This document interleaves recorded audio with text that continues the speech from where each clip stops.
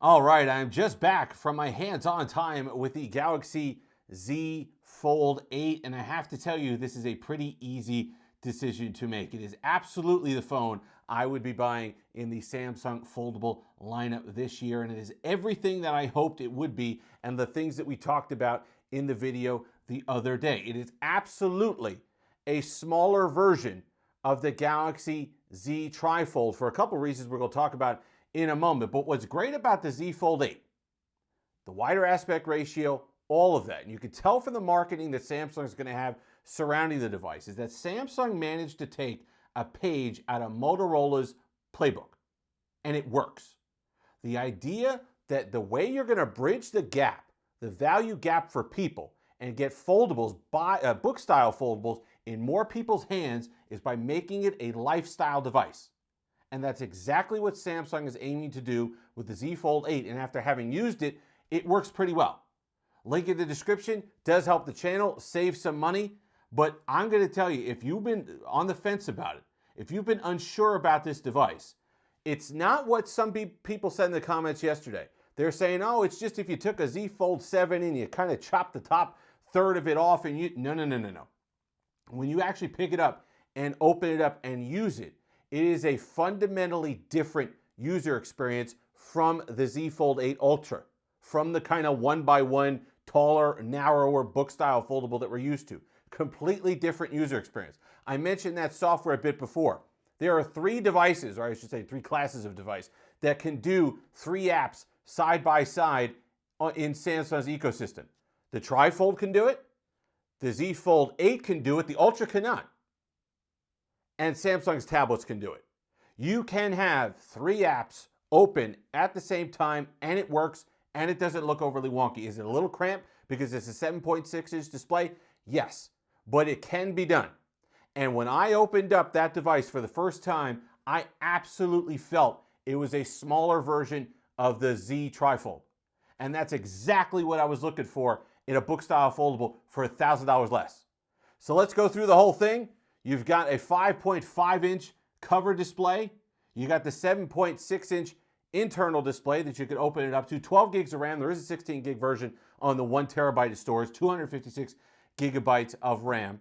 You got a 4,800 milliamp hour battery, which we'll talk about in a moment. And then, of course, those two 50 megapixel cameras on the rear. Pricing, $1,900. And I like where it falls in the lineup. Is it expensive? Yes. Do I think that it's one of the first bifold devices that justifies the premium and the higher price that is being charged? Also, yes. And I think it's going to be much like what Motorola has been able to do with the Razr. You're going to see the Galaxy Z Fold 8 become kind of like a stylish device to have. It is wonderful to hold in the hand. I have a bigger hand, yes, but I'm able to palm it. The cover display is great for content, is great for web pages, great for scrolls, perfect for TikTok. When you open it up, it's great for web pages, seeing tabs at the top, social media, video. That was, in fact, when you're doing a little briefing, when Samsung was doing the briefing, that's exactly what they put at the top. It is a stylish device. It is that passport style foldable that I've been looking for basically since the Microsoft Surface Duo. And it gives me those vibes that I get from the TriFold, only in a more affordable and more attainable fashion. And that to me is exactly what was needed to kind of bring book style foldables into the mainstream. Motorola's already done it for the clamshells.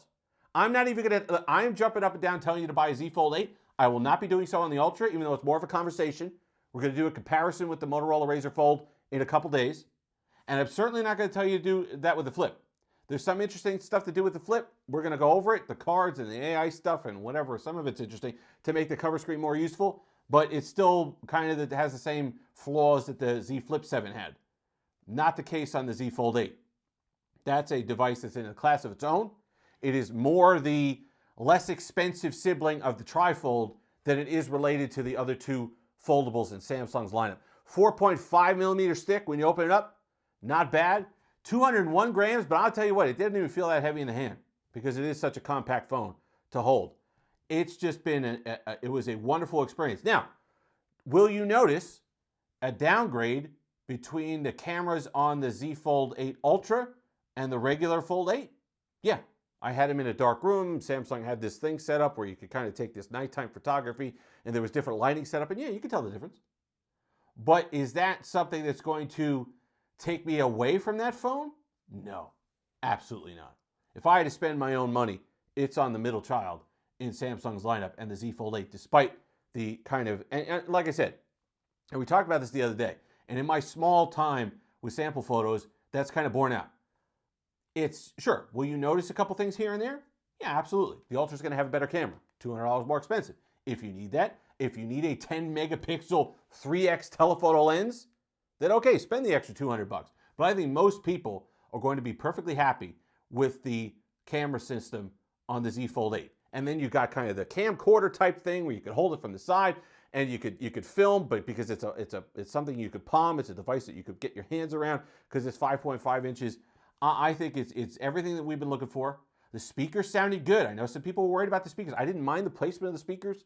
The speakers sounded good. It was definitely more robust. Both speaker systems were improved this year. Or I should say the Z Fold 8 Ultra speakers were improved. That was a definite weakness on the Z Fold 7. It seems like an afterthought on the Z Fold 7. It's more robust sound this year, and that does carry over to the regular Z Fold 8. But I was impressed. I had high expectations going in, and sometimes that's a bad thing. But the second I opened it up, and I had my TriFold with me, and I was opening that up, and I opened the other one up. I'll include some B-roll in here somewhere of me using it. The second I got that thing open, and I opened up Chrome, and I opened up apps side by side, and I was doing stuff on there, I was like, even though it was smaller, and understand that it is going to feel a little small in your hand, especially if you're coming from a regular fold, or if you're coming from something else, because 7.6 inches isn't small, but it's this way. It's kind of the width of the device is going to throw you off a little bit because it's a little shorter, right? It's not as tall.